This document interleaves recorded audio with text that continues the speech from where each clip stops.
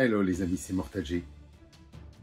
Bienvenue, j'espère que vous allez bien. On va aujourd'hui découvrir Eternia, la pièce Eternia et bien sûr le château, le playset Eternia que je vais vous inviter et je vais vous faire découvrir ici, dans ma pièce, dans la collection des maîtres de l'univers, dans la pièce Eternia, bien sûr. Voici la boîte d'Eternia, du fameux playset de Mattel qu'on a commandé il y a bientôt 2 ans et qui est arrivé en ce mois d'avril, début avril 2024. Donc voici la boîte à côté du Château des Ombres déjà installé, prêt à du moins se compléter. À gauche, le Château des Ombres, comme sur la boîte, et le Château Maléfique Origins, tous trois, bien sûr, obligatoirement dans la même lignée. Et vous voyez un petit peu en bas, c'est pour le moment, puisque c'est pas encore tout disposé, il y aura des meubles différents, la boîte du Château des Ombres et la boîte du Château Maléfique. Ici, on accède directement à Eternia Ultimate Battleground Comes to Life, donc le ultime champ de bataille vient en vie, arrive en réalité, en fait, si vous voulez. The biggest Masters of the Universe set ever, le plus gros set des maîtres de l'univers existant. Donc voici la boîte, superbe boîte, elle est arrivée en très bon état. J'ai beaucoup de chance les amis par rapport à d'autres qui ont eu des soucis, à part peut-être quelques petites cornures, mais c'est pas vilain du tout. Regardez juste en haut, ici, et c'est rien, ça ne se voyait même pas, et encore c'est peut-être même moi qui l'ai fait. Parce que voilà, il faut la porter, il faut la soutenir dans les angles. Donc voici Eternia, enfin, il est là, un rêve de collectionneur, c'est clair. Je n'ai pas la version vintage, donc je ne vous ferai pas de comparatif avec la version vintage, donc aucun intérêt. Voici le Château des Ombres, donc positionné à gauche, c'est comme ça que je mettrai le mien, du moins en fonction de la place que l'on aura. On a le tigre de combat, on voit Puyantor, on voit le cyclope créé par Axel Jiménez, on distingue Rockon, enfin donc là c'est Stondar, les hommes rochers bien sûr. On a Rafalor, Rockon juste en haut.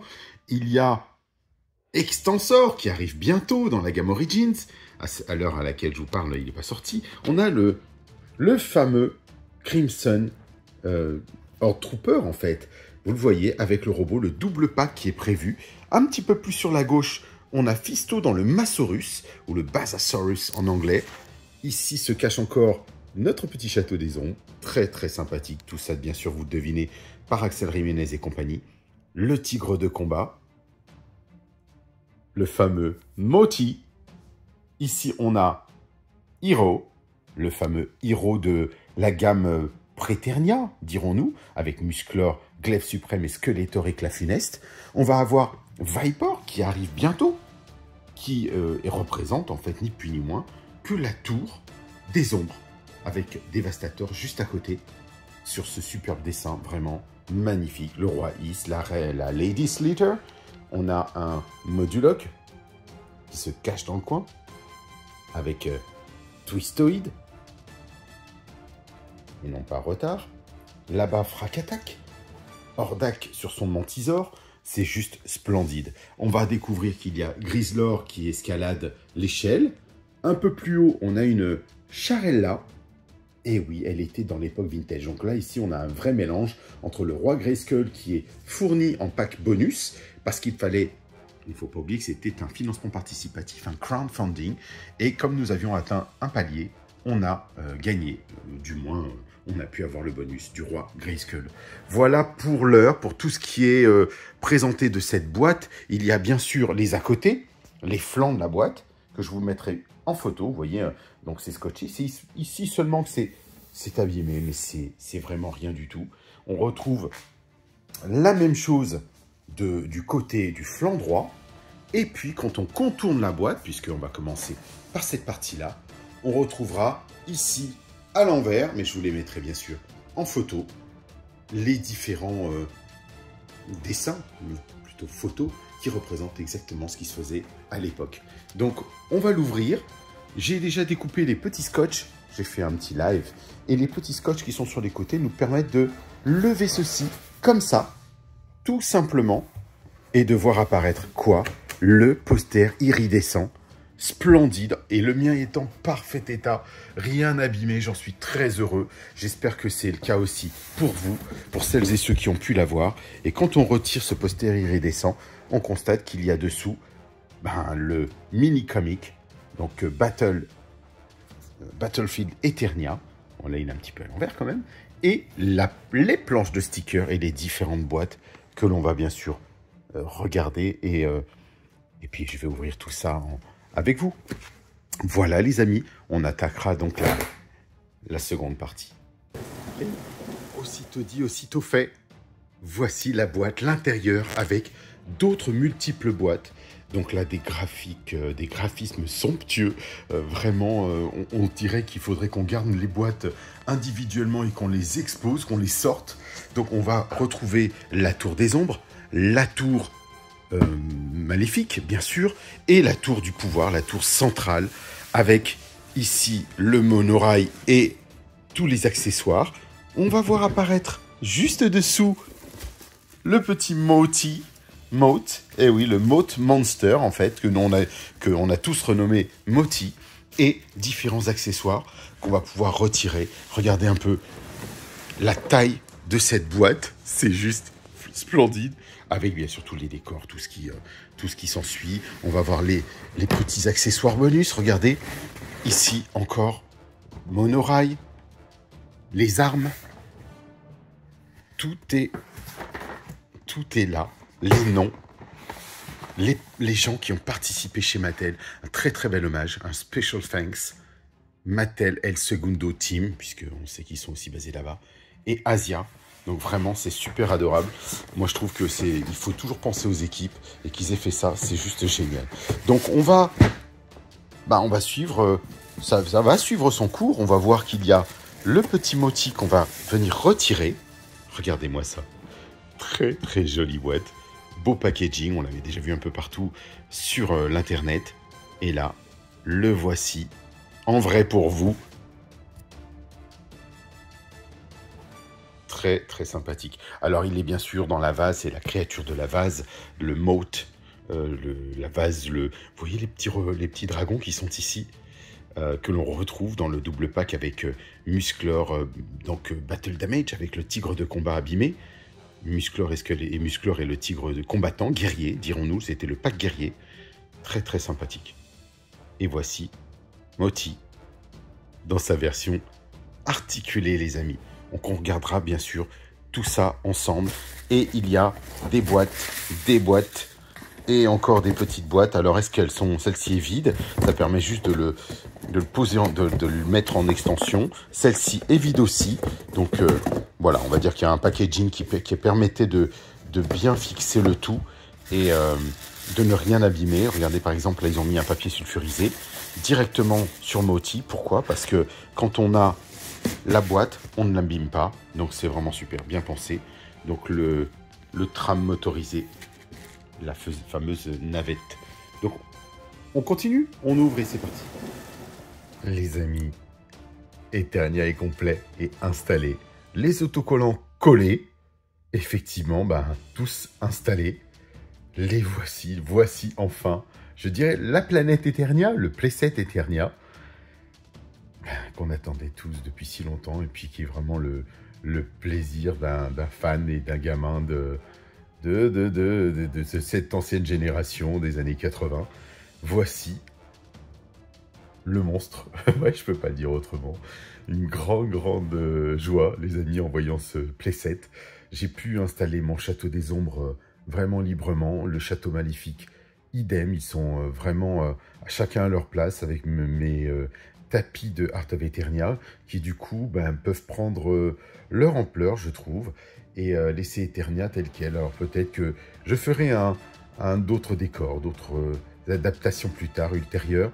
Mais voilà, de prime abord, l'idée c'est de vous montrer tout ce montage, tout ce qui a été fait, les rails, le monorail, les drapeaux bien sûr, la fameuse tour des ombres. Tout à l'heure, je vous ai dit, l'autre, la tour des ombres, c'était pas la tour des ombres. Ça, c'est la tour des ombres. L'autre, c'est la tour maléfique. Bien sûr, vous l'avez compris. Ici, on a... regardez ça, une chaîne qui se faufile dans les petits traits que vous voyez ici, dans la petite encoche, qui vous permet de positionner cette masse, on va dire ce fléau. Vous voyez, ça fixe le fléau, et quand le système percute, ça fait basculer le tout. Ensuite, on va regarder tout ça, bien sûr, ensemble. À l'intérieur, on a une prison, la fameuse dont je vous avais parlé en live, avec une petite chaînette au centre. On a ici une cage, on va dire Sky Cage, la cage des vers, mais on y reviendra, bien sûr. On peut y mettre dessus le jet sled, une sorte de jet sled, le sky sled. Donc, on va revoir ensuite ici qu'il y a une petite créature comme une raie manta, qui était un accessoire qui était donné, qu'on peut mettre dans les douves du château. Ici, je vous avais parlé d'une toile d'araignée, d'une araignée même, qui se cache dans les secrets. Ici, on a la possibilité d'appuyer et d'ouvrir le pont-levis pour éjecter un personnage. Vous remarquez qu'il y a des petits ergots, des petites tétines un peu partout, de façon à positionner. À l'intérieur, dans les douves, on a des répliques des armes que l'on connaît déjà. La hallebarde de Spectror ou du Château des Ombres, la hache, la double hache, etc., etc., etc. Même une main squelette tout au fond. Ici, sur les flancs, on a les bras de ce lion, ce superbe lion. Regardez-moi ça. Regardez ses yeux, que j'éclairerai bien sûr par la suite. C'est prévu. Le monorail et son véhicule. On va y venir. Avec le canon juste au-dessus.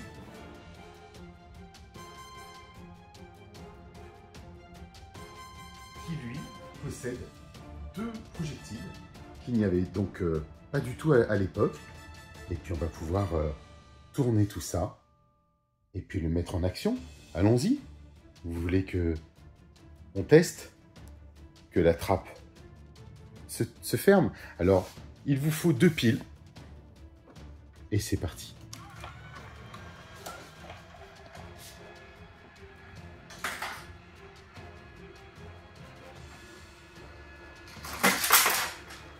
Et voilà.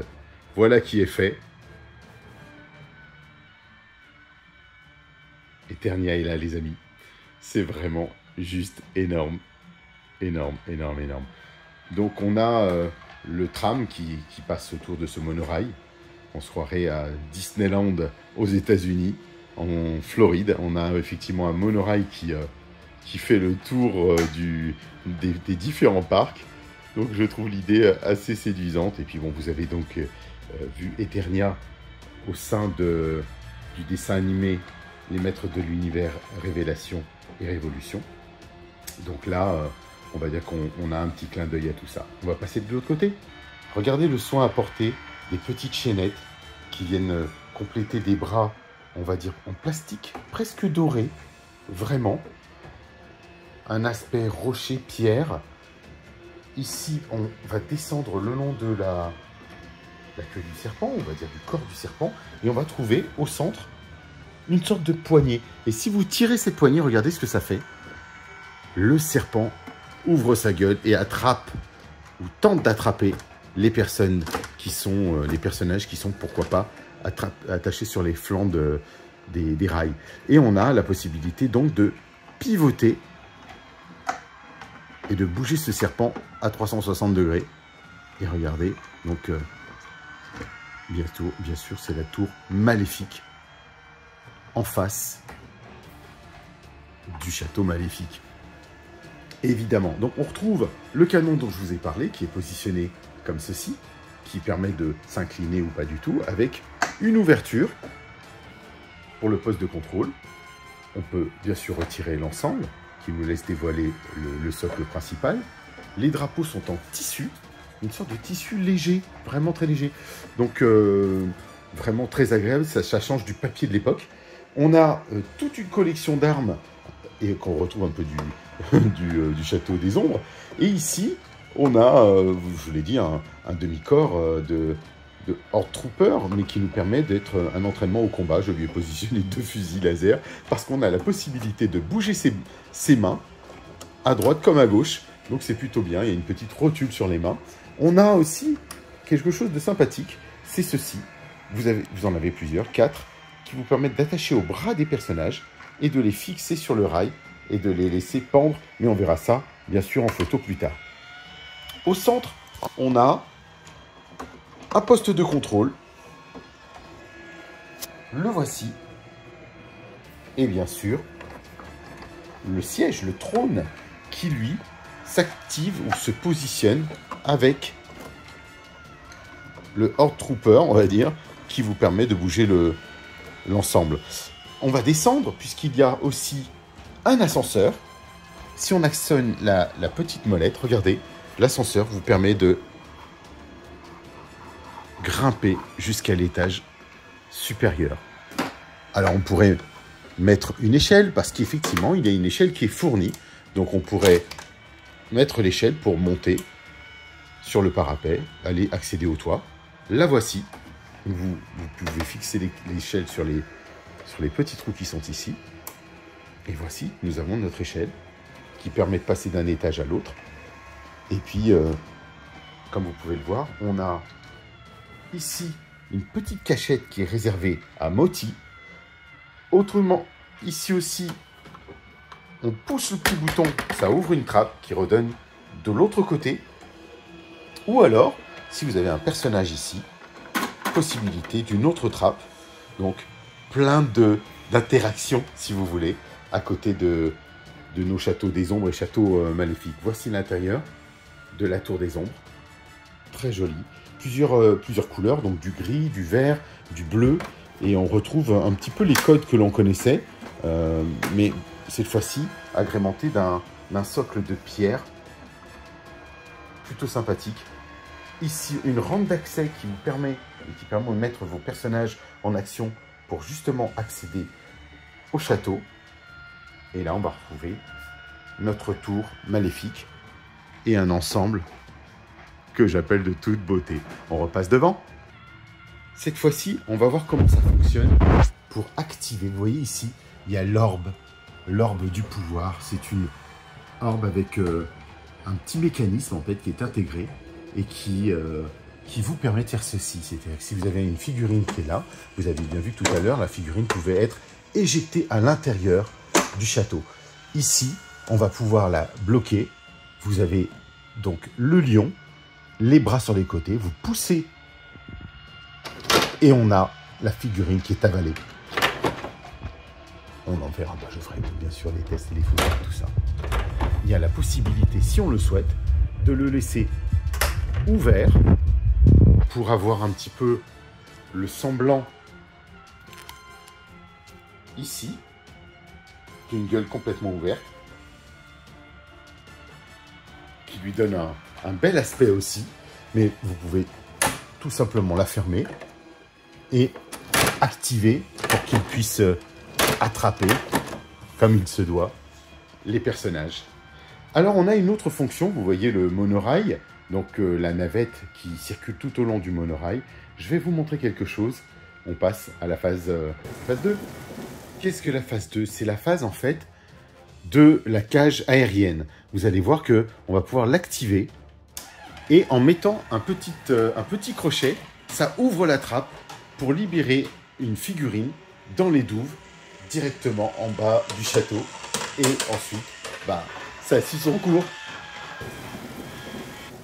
Je vous montre bien sûr pour le moment toute la partie, je dirais, nue du véhicule, sans aucune figurine, rien du tout, pour vous montrer les facultés, les capacités de ce playset. Ici, je vous ai positionné donc un autre ensemble de combat qui est en fait un jet sled qui lui permet un pack aérien qui permet de mettre une figurine à l'intérieur et donc de la faire se déplacer de cette manière-là.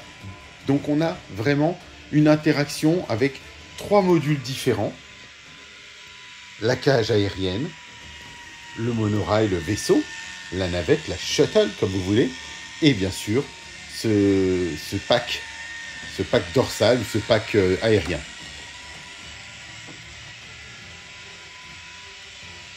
On y revient. Ici, on peut se rendre compte que la cage s'ouvre et laisse découvrir ce que l'on voit, la fameuse trappe. Quand on ouvre, on voit la trappe qui peut faire tomber justement une figurine dans les abîmes. Mattel a été aussi malin puisqu'ils nous ont laissé la possibilité de créer une sorte de canon, une tour de combat, une tour de, je dirais, un poste de garde avancé qui vous permet de mettre une figurine en hauteur et de servir de canon pour protéger le playset, ou on va dire la Eternia ou la planète Eternia, ou les avancées du Château des Ombres, comme vous pouvez le voir ici par exemple. Donc ça laisse plein de possibilités de jeux et de jouer, donc je trouve ça vraiment super sympa. On voit ici qu'on a un petit pont qui mène d'un côté à l'autre, donc on peut positionner des figurines. On a donc ce petit fléau, là, on va dire cette grosse masse. On retrouve pas mal de petits gadgets qui nous donnent une interactivité et qui rend ce playset vraiment somptueux, je trouve. Regardez-moi ça. Ouais, franchement, c'est juste un vrai plaisir de le voir et enfin de l'avoir surtout. Et voilà, je ne vais pas vous donner mon plaisir et de vous le présenter. C'est clair qu'il fallait. Donc voilà les amis, pour reparler maintenant du contexte d'Eternia, il est vrai que vous ne connaissiez pas forcément toute cette histoire de ces 3 tours du pouvoir qui sont sortis du sol ou qui existaient à l'époque du roi Grayskull, donc ce qu'on appelle à l'époque le Préternia. Ce n'est pas en fait le paradis des Éterniens, contrairement à ce que vous voyez dans Révélation. C'est ni plus ni moins que on va dire des tours du pouvoir qui étaient venus à l'époque préhistorique des maîtres de l'univers, qui ont disparu lors de l'unité de l'univers et que on va dire qu'elles apparaissaient au moment où le besoin s'en faisait sentir entre... C'était, si vous voulez, une symbiose, une sorte de yin et de yang dans l'univers. Et on avait la tour centrale, la tour du pouvoir, la tour des ombres, le bien, le mal et la neutralité. Donc voici en quoi se résument ces 3 tours.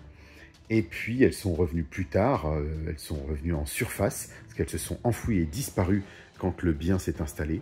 Et elles se sont enfouies et revenues bien plus tard, plusieurs millénaires après, à l'époque bien sûr du prince Adam et donc de Musclor. Et donc là, c'est la guerre pour l'ultime battleground, l'ultime champ de bataille, où on va retrouver tous nos amis éthériens, les hommes serpents, tout le monde qui se répartit ce pouvoir, parce que quand vous entrez normalement dans ces tours, vous êtes imprégné du pouvoir ultime de l'univers, et ces tours le permettent, dirons-nous. Elles assuraient, comme je vous le disais, une certaine neutralité, et puis l'une ne va pas sans l'autre, et donc elles se complètent parfaitement avec le château des ombres et la tour des ombres, et le château maléfique, et bien sûr, la tour maléfique. Voilà pour la petite histoire, toute sobre, toute simple, si je puis dire. Et puis, voilà, ce fameux playset Eternia mythique. Nous ferons un comparatif avec Eric Vallée de son Eternia Vintage et de celui-ci en live pour toutes celles et tous, celles et ceux qui souhaitent bien sûr y assister. Je vous invite à venir nous rejoindre. Je vous dis à très vite les amis, et puis comme on le dit, et selon la formule consacrée des maîtres de l'univers, je vous dis bon voyage.